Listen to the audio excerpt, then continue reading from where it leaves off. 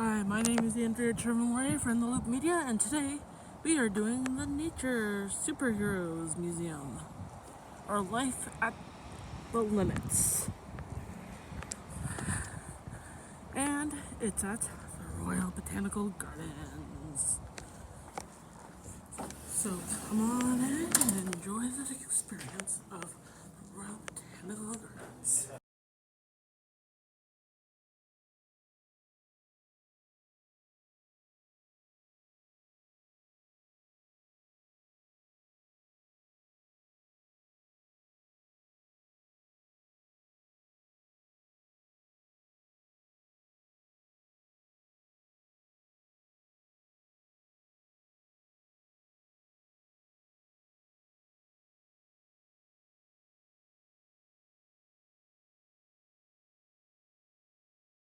And this is Animal Encounters. My name is Karin, and I'm one of the school program officers here at Royal Botanical Gardens. Before we get started, I just want to pay my respects to the fact that this area has been it has been populated by First Nations and Métis people for a long, long time. And we are on the traditional territories of the Haudenosaunee, of the Huron-Wendat, and of the Anishinaabe, and we have a really important role to continue to look after this area. So, some of the things that we see are various animals, and we're going to be taking a look at two animals today. And, you know, if you want to come a little closer, you can. See that yellow line? That's your yellow line. But we're going to start by looking at, well, actually, you can tell me what this thing is. And you'll notice I'm wearing gloves because I don't want to share too many germs with this little beastie. What have I got here? Anybody know what this is? What do you think? And I heard turtle up here too. Nice job. That's right. This is a turtle. Now, she has a name, just like we all have names. Her name is Dragon, but she's obviously not a dragon. She is a special kind of turtle, and what she is she's called a stink pot. She's called a stink pot. And she's called a stink pot because when she's frightened or threatened, she sprays this stinky stuff that sort of smells like skunk. So that's why they call her a stink pot. Now, she's also known as a musk turtle as well. She's not terribly big. She's actually one of the smallest turtles that we have here. And you can see that she's got this thing. What's this thing on top of her body and at the bottom of her body called? What's that? What's this? Do you want to bring it up on the table? There we go.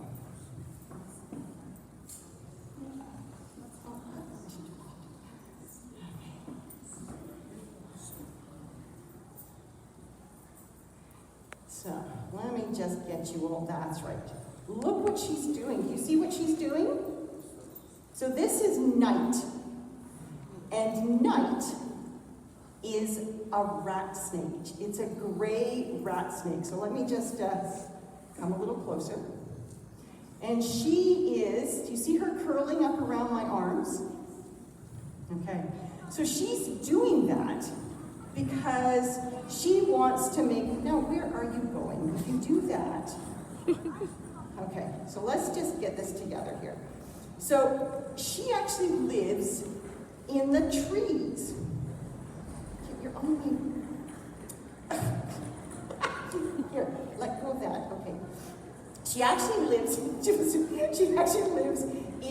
trees. So she is known as an arboreal snake. So she lives in the trees, and look at how well she's holding on. She does not want to let go because it's a safe place. Now, do you think she's going to eat me? No. I'm just too big. I don't taste that good. I'm just too big. But I'm big like a tree. So so she's going to think, she's going to react, and you can see her curling up around my arm. She's not constricting me to hurt me. She's holding on to me so that she feels safe, because I am a tree. I'm a branch that she's holding on to. Now, if she lives in a tree, what do you think she eats? What do you think she might eat? If she likes to be in trees, what do you think she might like to eat? Now come up here for you guys. Yeah, what do you think? Birds, exactly. She might like to eat small birds.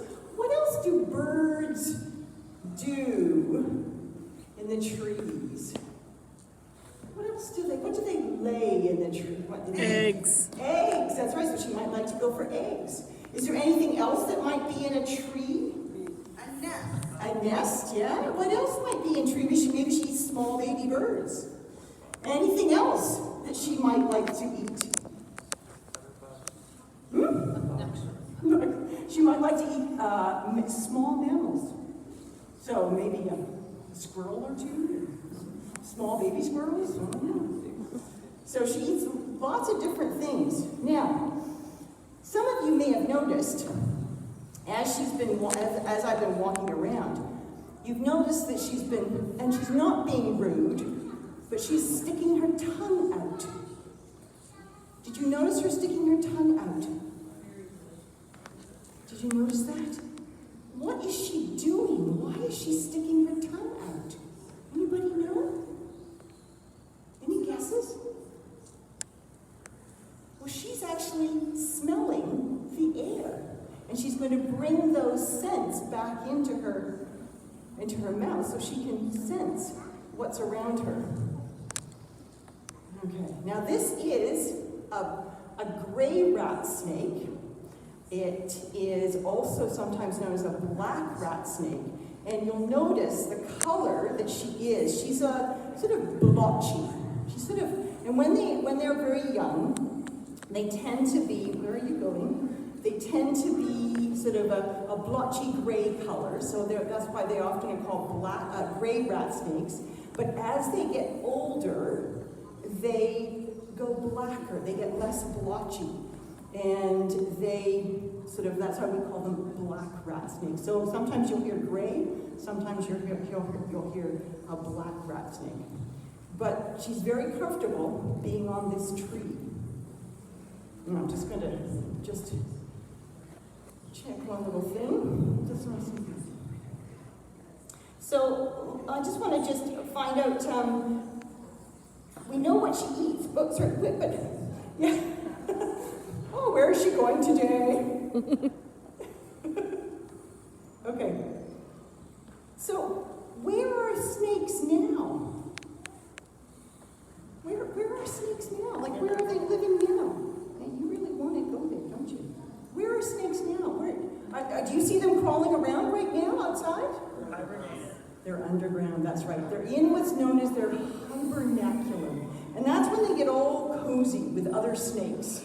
And that's where they're going to overwinter. But eventually, they'll come out in the spring, and they're quite independent of each other. They're not social animals, so they're independent. I'm wondering if anybody has any questions about our snake. Yes? Does this snake eat mice? Is it eat mice? Yes. Yeah, it will eat mice. If there's mice around, it will eat a mouse. Yep. Any other questions that you might like to ask? Yeah?